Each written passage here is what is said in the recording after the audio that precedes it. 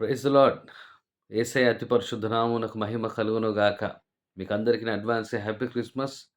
క్రిస్మస్‌ను ఒక ఉదాహరణగా మనము ఈ సమయంలో అర్థం జేసుకుందాం. ఒక రాజ్యం ఉండేది. ఆ రాజ్యంలో రాజు చాలా ప్రేమ కలిగినటువంటి రాజు. ఎంత ప్రేమగా అంటే తన కుటుంబాన్ని ఎంతగా ప్రేమించాడో, రాజ్యంలో ఉన్న ప్రతి ఒక్కరిని గూడా అదే రీతిగా ప్రేమించాడు. చాలా చాలా చాలా ప్రేమ కలిగినటువంటి రాజు. ధనవంతులని, పేదవారని, ఉన్నత వర్గమని, దిగువ వర్గమని ఎటువంటి తేడాలు లేకుండా ప్రేమించినటువంటి రాజు. అంతగా ప్రేమించినటువంటి రాజుగా ఉన్నటువంటి ఆ రాజ్యంలో ఎటువంటి దుఃఖము గాని, బాధ గాని, ఎటువంటి ఇబ్బంది గాని లేనటువంటి పరిస్థితులలో ఆ రాజ్యము చాలా సంతోషంగా ఉన్నది. వ్యాపార నిమిత్తమై ఒక ప్రదేశం నుండి మరొక ప్రదేశంలోనికి వెళ్తూ ఉంటారు. అదే రీతిగా ఈ యొక్క రాజ్యంలో కూడా ఇద్దరు వ్యాపారులు వజ్రాల వ్యాపారం చేసేటటువంటి వారు ఇంకొక ప్రాంతానికి వారు వెళ్తూ ఉంటారు. వెళ్తూ ఉన్నటువంటి సందర్భంలో వారు వెళ్ళి అక్కడ వ్యాపారం చేస్తున్న సమయంలో వారికి తెలియకుండానే అక్కడ వారు ఒక చిన్న పాపం చేస్తారు.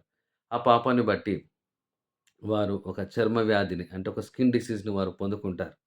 ఆ స్కిన్ డిసీజ్‌ని పొందుకున్న తర్వాత తిరిగి రాజ్యంలోనికి రావాలి. వారు రాజ్యంలోనికి వచ్చేస్తారు.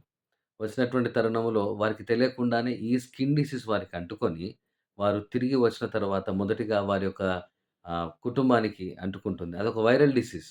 ఆ కుటుంబానికి అంటుకుంటుంది. అదే రీతిగా వెంటనే ఆ చుట్టుప్రక్కల ఉన్నటువంటి వారు ఎవరైతే వీరికి కాంటాక్ట్‌లో ఉంటారో, ఎవరైతే వీరితో మాట్లాడతారో ఒక్కొక్కరిగా ఆ యొక్క స్కిన్ డిసీజ్ వారికి అంటుకుంటుంది.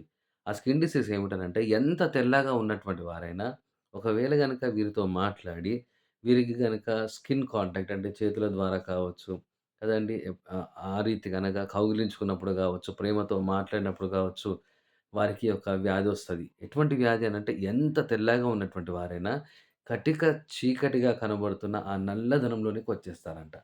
ఈ విషయము రాజుగారికి తెలుస్తుంది. రాజుగారు చాలా బాధపడతారు. అసలేం జరుగుతుంది నా రాజ్యంలో? అసలెందుకింత బాధ కలుగుతుంది నా రాజ్యంలో అని అతను తెలుసుకున్న తర్వాత, అతడు అందరిని విచారిస్తాడు. అక్కడున్నటువంటి మంత్రులను, అధికారులను, శాస్త్రులను, జ్ఞానులను అందరిని పిలిపించి, ఇదేంటి ఎప్పుడు మనం చూడనటువంటి వ్యాధి వచ్చింది. ఈ వ్యాధి ఏ రీతిగా వచ్చిందని తెలిపినప్పుడు, అక్కడున్నటువంటి వారంటారు గదా! "మాకు గూడా తెలవదు రాజా! ఇది మొదటిసారి వచ్చింది గదా! ఈ యొక్క వ్యాధికి విరుగుడేంటో నేను మీకు చెప్తానని ఒకరోజు సమయం వీరందరూ అడిగి వెళ్తారు. తర్వాత ఆ రోజు రాత్రంతా గూడా గడిచిపోతుంది. రాజుకు నిద్ర లేదు, మంత్రులకు నిద్ర లేదు. వారందరూ గూడా ఎదురు జూస్తూ ఉంటారు. ఎటువంటి సమాధానం కావాలి అని. వారందరూ గూడా పెద్దలందరూ గూడా వారందరూ గూడా తీర్మానించి, తర్కించి వారు రాజు వద్దకు వచ్చి ఈ మాట జెప్తారు. రాజా! మేము తెలుసుకున్న విషయం ఏందనంటే మన యొక్క రాజ్యంలో నుండి ఇద్దరు వజ్రపు వ్యాపారులు వెళ్లి వాళ్ళొక చిన్న పాపము జేశారు. ఆ పాపము జేసి, ఆ తప్పు జేసి వారు వచ్చి ఒక్కొక్కరిగా ఈ యొక్క పాపమంతా గూడా అనగా ఆ యొక్క వ్యాధి, ఆ శాపం మనందరికి కూడా మన రాజ్యంలో పాకిపోయిందని జెప్తారు. వెంటనే రాజు భయపడతాడు. మరి నేనిప్పుడేం జేయాలి? మనమేం జేద్దాం? ఈ విషయం మీరు మాకు చెప్పాలనగానే వెంటనే అక్కడున్నటువంటి వారంటారు గదా! రాజా దీనికి పరిష్కారం ఏంటనంటే కేవలం ఒకటే ఒకటి. రాజ్యంలో అందరికంటే గొప్పవాడిగా, రాజ్యంలో అందరికంటే శ్రేష్ఠుడిగా, రాజ్యంలో ఉన్నతమైనటువంటి వారు ఎవరైతే ఉంటారో వారు మాత్రమే దీనికి విరుగుడు తేగలరు. వెంటనే రాజంటాడు, "ఎవరు వారు? ఎవరు చెప్పినా పర్వాలేదు నేను పంపిస్తానని" జెప్తారు. అందులో నుండి వారు భయపడతారు. అందులో నుండి ఒక మంత్రి అంటాడు, "రాజా ఈ రాజ్యంలో శ్రేష్ఠుడు, ఘనుడు, గొప్పవాడు ఎవరో తెలుసా? నీవే. నీవే ఇంత గొప్పవాడు. నీవు మాత్రమే ఇది చేయగలుగుతావు" అనంటే, "సరే నేను వెళ్తానంటాడు." రాజా వెళ్ళడం మాత్రమే కాదు గాని, నువ్వు వెళ్ళేటప్పుడు నీ రాజవస్త్రములను, రాజభోగములను, రాజసింహాసనములు అన్నీ గూడా వదిలిపెట్టి, ఒక 3 నెలలు నీవు వెళ్ళి మరొక రాజ్యంలో ఒక సాధారణమైనటువంటి వ్యక్తిగా బ్రతికి, అప్పుడు నీవు తిరిగి ఆ యొక్క వైద్యమును పొందుకొని, ఆ శాప విముక్తి చేసుకొని రావచ్చు అని జెప్తారు. వెంటనే రాజు అంటున్నటువంటి మాట, నాకు నా కుటుంబం ఎంతనో నా రాజ్యం గూడా అంతే. నాకెవరు ఇక్కడ పరాయి వాళ్ళు కాదు గదా! నేను కన్నటువంటి బిడ్డలెంతనో నా యొక్క రాజ్యంలో ఉన్నటువంటి బిడ్డలు గూడా అంతే అని చెప్పి, ఒక ధైర్యముతో, ఒక ధైర్యంతో ఆయన అంటున్నటువంటి మాట, నేనొక్కడిని గనక కష్టపడితే ఈ రాజ్యం అంతా బాగుపడుతుందంటే నేను కష్టపడడానికి సిద్ధం. నా రాజవస్త్రములు, రాజభోగములు, రాజసింహాసనము అంతా గూడా 3 నెలలు వదిలిపెట్టడానికి నేను ఇష్టపడుతున్నానని.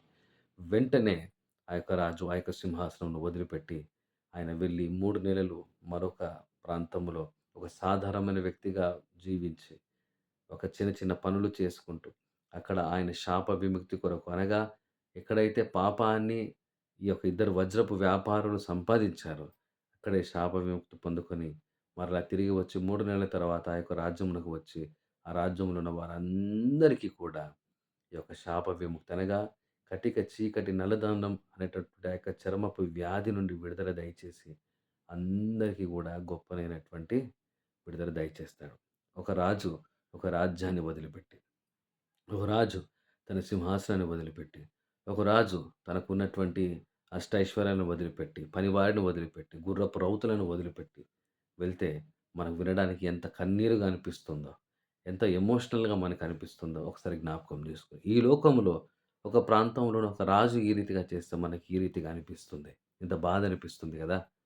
అయితే విడువకూడనటువంటి భాగ్యముగా ఉన్న పరలోక రాజ్యమును విడిచిపెట్టి యేసు ప్రభుల వారొచ్చారు. ఆయన 33.5 సంవత్సరాలు ఇక్కడ జీవించడానికొచ్చాడు. కారణమేంటో తెలుసానండి? కేవలము మనము జేసినటువంటి పాపాలు, శాపాలు, మనము చేయకూడనటువంటి తప్పిదములు చేసి, మాట్లాడకూడనటువంటి మాటలు మాట్లాడి, వినకూడనటువంటివి విని, చెప్పకూడనటువంటివి చెప్పి, ఉండకూడనటువంటి స్థలంలో ఉంటూ, కింద పడిపోయినటువంటి, నశించిపోతున్నటువంటి మన కొరకు యేసు ప్రభుల వారొచ్చారు.